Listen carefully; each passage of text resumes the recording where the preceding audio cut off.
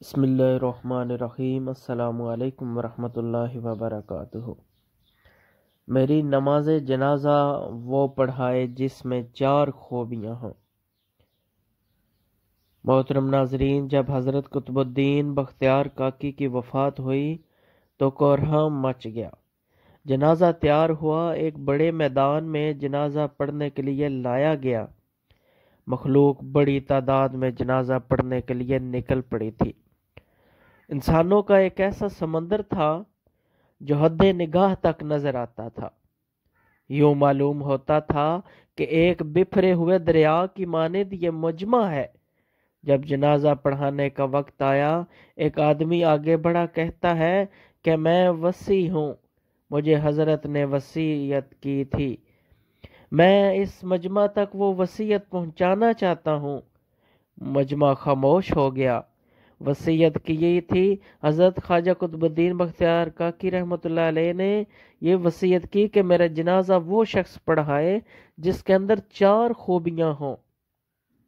پہلی خوبی یہ ہے کہ زندگی میں اس کی تکبیر اولیٰ کبھی قضا نہ ہوئی ہو۔ دوسری خوبی، دوسری شرط، اس کی تہجد کی نماز کبھی قضا نہ ہوئی ہو۔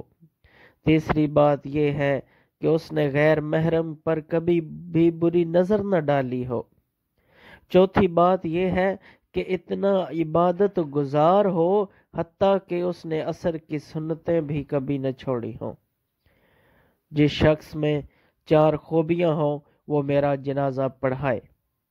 جب یہ بات کی گئی تو مجمع کو سانپ سونگھ گیا، سناٹا چھا گیا، لوگوں کے سر جھک گئے۔ کون ہے جو قدم آگے بڑھائے؟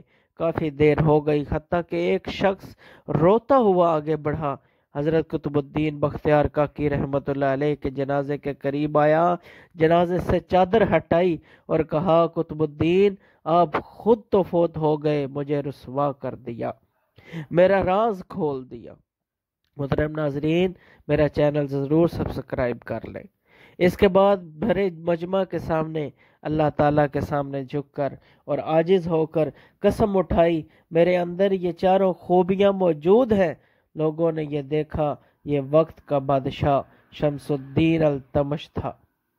اگر بادشاہی کرنے والے دینی زندگی گزار سکتے ہیں تو کیا ہم دکان کرنے والے یا دفتر میں جانے والے ایسی زندگی نہیں گزار سکتے؟